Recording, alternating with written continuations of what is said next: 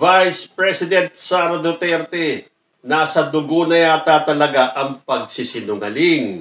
Ilang beses na po nating nabuko ang kanyang mga kasinungalingan na para bang inherent na sa kanya at napakadaling magsinungaling. Akala niya hindi mabubuko yung kanyang pagbubulid ng kasinungalingan.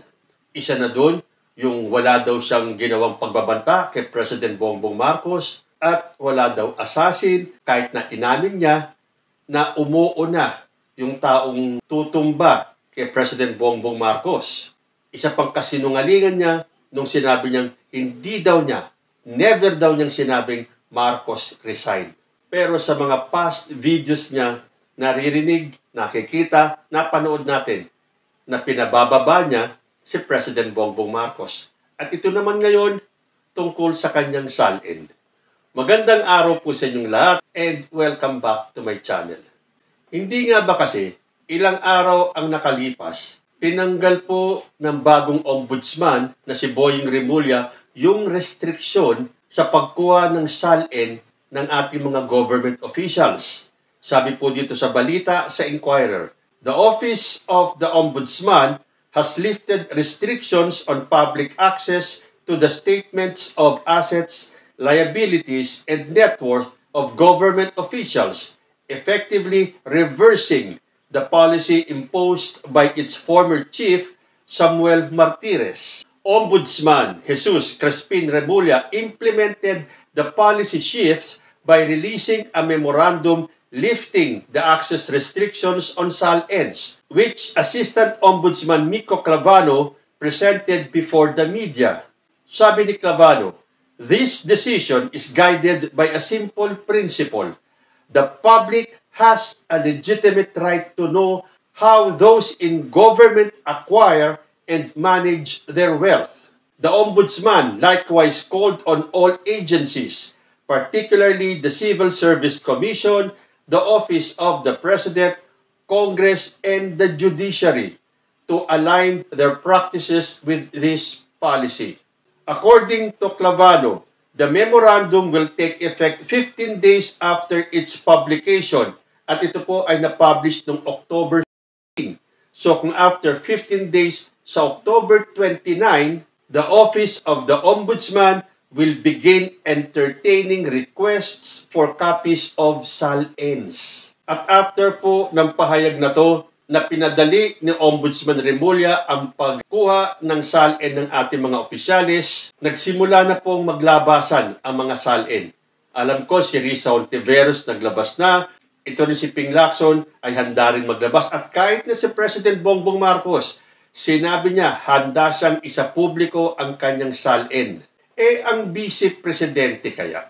Habang ang ibang mga opisyalis ay handang maglabas at yung iba nga ay naglabas na ng kanilang mga SALEN, si Sara Duterte, ikinwestiyon pa ang ginawang memo na to ni Ombudsman Remulla. Ito daw ay drama lang at pakitang tao. Diyan pa lang makikita natin na parang may takot si Sara Duterte na ilabas yung kanyang SALEN.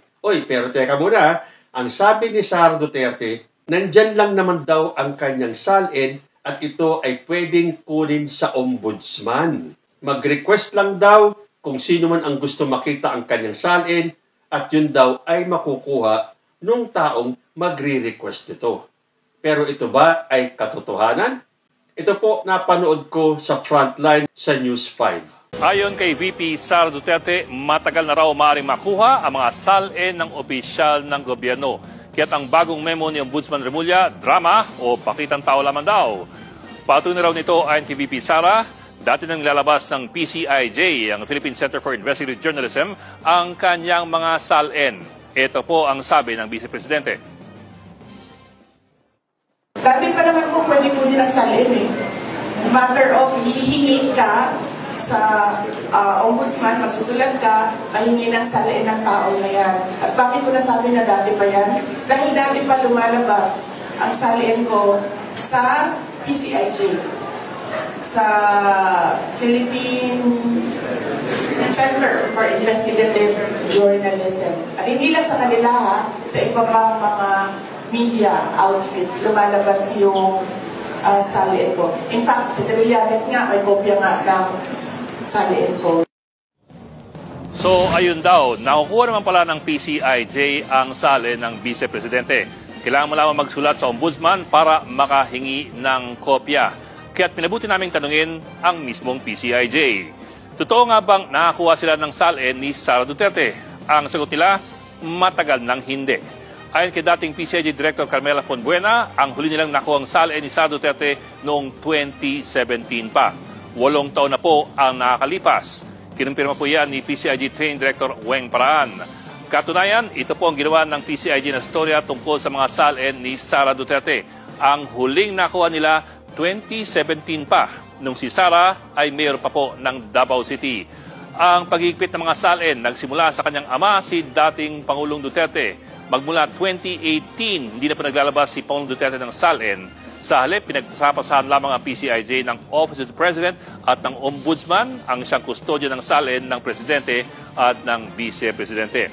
Ayan, hindi ba isang malaking kasinungalingan na naman to ni Vice President Sara Duterte? Una, sinabi niya, alam ng PCIJ at kahit na ng ibang media na yung kanyang salin ay madali namang i-request. Pero dito, sinabi sa programa sa News 5, ang huling labas ng salin ni Sara Duterte ay 2017 pa. At yan ay nung siya pa ay mayor ng Davao. O baka naman sinungaling itong mga taga-PCIJ. At bakit nila sasabihin na 2017 pa ang huling salin ni Sara Duterte, samantalang ang sabi ni Sara dyan sa video, easily accessible naman daw ang kanyang salin. Pero kung ating matatandaan, itong dating ombudsman na si Samuel Martires ay may inilabas na memo nung panahon niya na nagpahirap sa pagkuha ng salin ng mga opisyalis natin. Ito pa, taong 2020, naglabas si Ombudsman Samuel Martires ng bagong mga patakaran para lalong higpitan ang pagsasapubliko ng mga salin. Sa bagong patakaran, kailangan ka munang payagan ng opisyal na nag-file bago mo masilip ang kanyang salin. Doon lamang ilalabas ng Ombudsman ang kanyang salin. Sa makatwid, kung gusto mong imbestigahan ang nasabing opisyal, kailangan magpaalam ka muna sa kanya. Muli, pinagpasapasahan lamang ng Ombudsman at ng Office of the President ang PCIJ at ang lahat ng humingi ng salin ng Presidente at ng Vice Presidente. Noong nakaraang taon lamang, nagpetisyon si Attorney Dino De Leon sa Ombudsman na i-release ang salin ng Presidente at ng Vice. 2024 po, wala rin nangyari sa kanyang petisyon. So ano pong lumalabas? Una, hindi madadaan sa simpleng request letter si dating Ombudsman Martires. Kailangan mo nga ng paalam mula sa iyong iimbestigahan. Pangalawa, hindi umaasahan na kusang magsasapubliko ng salin ang mga nasabing opisyal. At pangatlo, wala talagang nakuhang salin ang PCIJ ni Rodrigo o ni Sara Duterte matapos ang taong 2017. At 2025 na po ngayon. Kaya't kahit papano natuwa ang marami nang niluwagan ng kaunti ang requirements ng bagong ombudsman. Pero eto nga po, hindi naman sana problema ito kung kusang maglalabas ng salin ng mga opisyal ng gobyerno, maging presidente, vice-presidente, senador o congressman. Taon-taon naman, may mangilang-ilang opisyal na kusang naglalabas ng kanilang mga salin.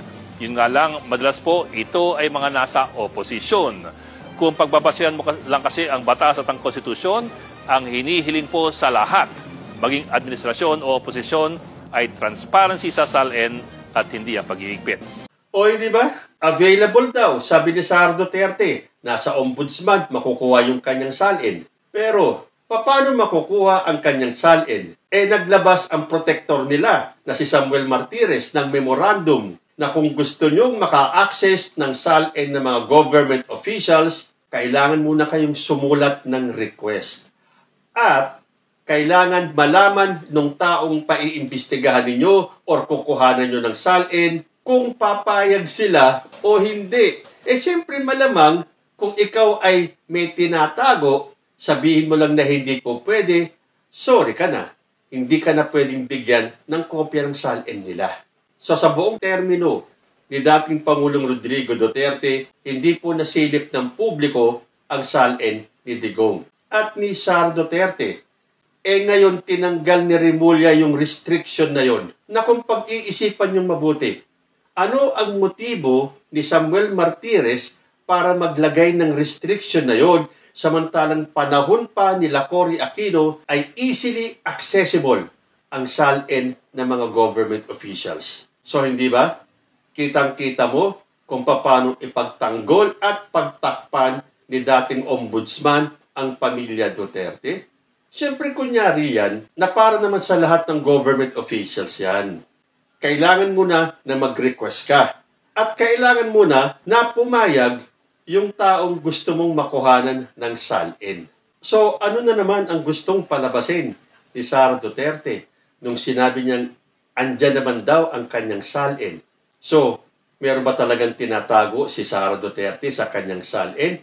Samantalang ang lakas ng loob sabihin ni Harry Roque na kahit bulat-latin ninyo yung salin ni Sara ay wala kayong makikitang anomalya.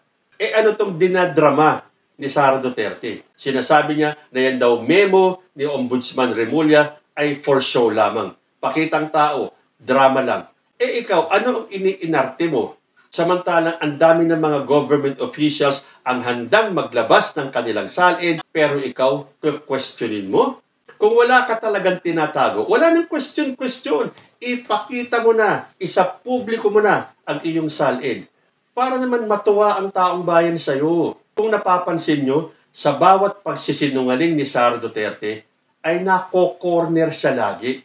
So paliit ng paliit ang mundo ni Sara Duterte.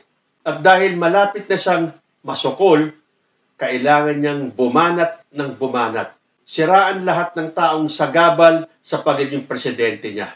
Maliitin ang lahat ng ginagawa ni President Bongbong Marcos na hindi naman siya nagtatagumpay. Dahil alam mo naman ng Pinoy, sa umpisa matutuwa sa'yo. Ganoon naman tayo mga Pilipino Kapag narinig natin na may mga nagchichismisan sa labas, matutuwa ka pa dahil sa mga chismosa sa paligid. Pero pag tagal-tagal at yung chismosang yun ay masyado na palang naninira ng kapwa niya, hindi ba nawawalan tayo ng gana? Lalo na kung yung chismosang yun at mapanirang tao ay naninira para lang siya ang lumabas na bida.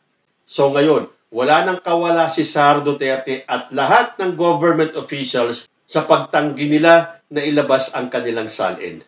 Dahil sabi nga ni Remulla, the people has the right to know kung ang yaman ba ng mga opisyal na to ay galing sa kanilang sariling pagsisikap o galing sa kaban ng bayan. Hanggang kailan kaya matatapos ang mga kasinungalingan ni Sara Duterte? Mga kasinungalingan na lalong nagpapabagsak sa kanya. So kung sa tingin ninyo, hahayaan ng taong bayan na may maupong presidenteng sinungaling? Kayo po, anong masasabi ninyo? Comment lang po down below and I will see you in my next video. Diyos ti Agina.